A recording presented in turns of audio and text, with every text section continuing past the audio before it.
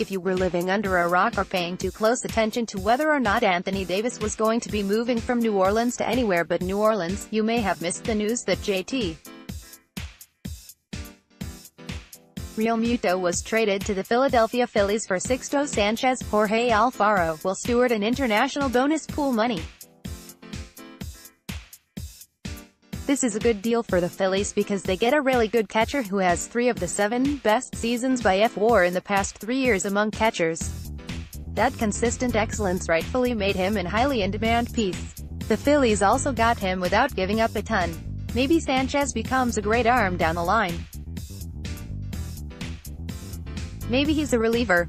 Maybe Jorge Alfaro becomes something more than a 2.1 fWAR catcher, which is nothing to sneeze at, that put him in a tie for 8th among catchers with at least 0 PA, all as a 25-year-old in his first full season in the majors.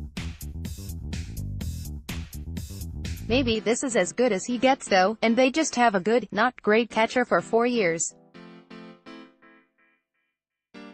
However you slice it, the Phillies got a really good player for a bunch of prospects with legitimate questions that might get in the way of their ceiling, and this is hardly the slam dunk that some speculated at the beginning of the offseason, and it is a far cry from reports of the Marlins asking for players like Nick Senzel and Alex Verdugo. Now my questions become, could the Red Sox have matched this offer? Should they have? The Sox farm system is very much barren in comparison with the Phillies, so all of this should be taken with a grain of salt. If the Sox offer the same value, it's possible the Marlins go back to the Phillies and try to get them to offer more. If becomes a bidding war, we lose, that's plain and simple. I just seek to understand whether there is a comparable package the Red Sox could have come up with. Along with the bullpen, catcher might be the biggest weakness on the roster, and there's no indication that it is going to change. Realmuto would have made this team much better, plain and simple. The first player dealt is the biggest roadblock to determining if there was a parallel offer we could have come up with.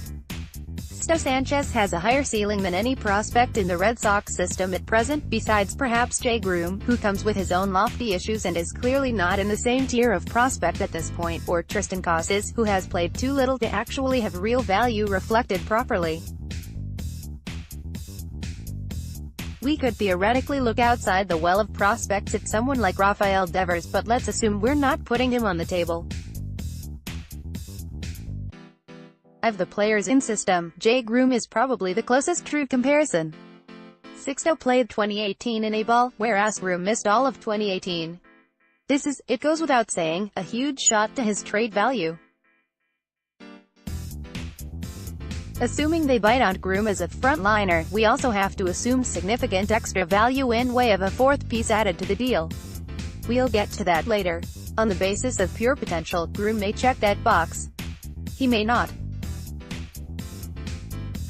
But without Groom or Casas, the door has shut. There's zero chance of getting any sort of deal done, without talking about players that can't be moved on the Major League club. The second piece in the deal is easier to find a comparison for. Alfaro is a good, not great, catcher. Blake Swihart is probably the closest we're getting to that, because all of our catchers failed to get beyond 0 fWAR. Yes, 0. We got no positive production from that position last year whatsoever. All of our catchers were below replacement level. Our offer looks terrible. Blake Swihart has some value, simply because he's still young, and someone might want to take a chance on him. Maybe that's something the Marlins would have been interested in doing. Probably not, but hey, we are already this far into dreamland, let's see if we can go deeper. Swihart had moments last season, but not all of these moments were good. For every stride forward offensively, he made strides backwards defensively. For all the strides forwards defensively, he fell back to mediocrity offensively. He rarely had all things working at once, and when he did, it was incredibly brief, like the fantasy of having JT Realmuto on the Red Sox. The third piece, Will Stewart, is harder to find a comparison for. But because we're already down 2-0 in terms of 1-to-1 value with the Phillies offer, let's just presume it's going to have to be a really good player. given that proximity to the majors is not a concern for the Marlins, this means it could be any of our top 5 to 10-ish prospects. I propose Brian Mata, because for all his concerns with walks, he might be the next highest-ceiling arm in the system, and we have to give the Marlins something to munch on. Just to make the offer valid, the Sox may have to give up a fourth piece, in addition to the pool money. That fourth piece is likely relatively inconsequential, so pick a player in the Sox prospects top 30 or so, and call it a day. By the end of said day, the offer becomes Groom, Mata, Swihart, and what, Josh Ockamy or Jarren Duran or someone in that tier? That package is a no-brainer for the Red Sox. I think even if you were to switch out Groom with the top prospect in the system of your choice, it would be an easy call for them, and that's all I really need to know to say that it was impossible for the Red Sox to make a real deal for Realmuto.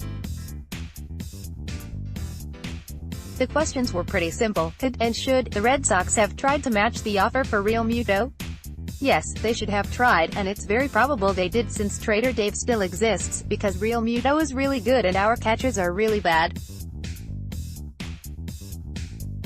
However, there really was no comparable offer the Red Sox could have made. So, while they should have, there's probably no real way they could have, without completely destroying what remains of the farm system or dealing more valuable pieces off the Major League roster.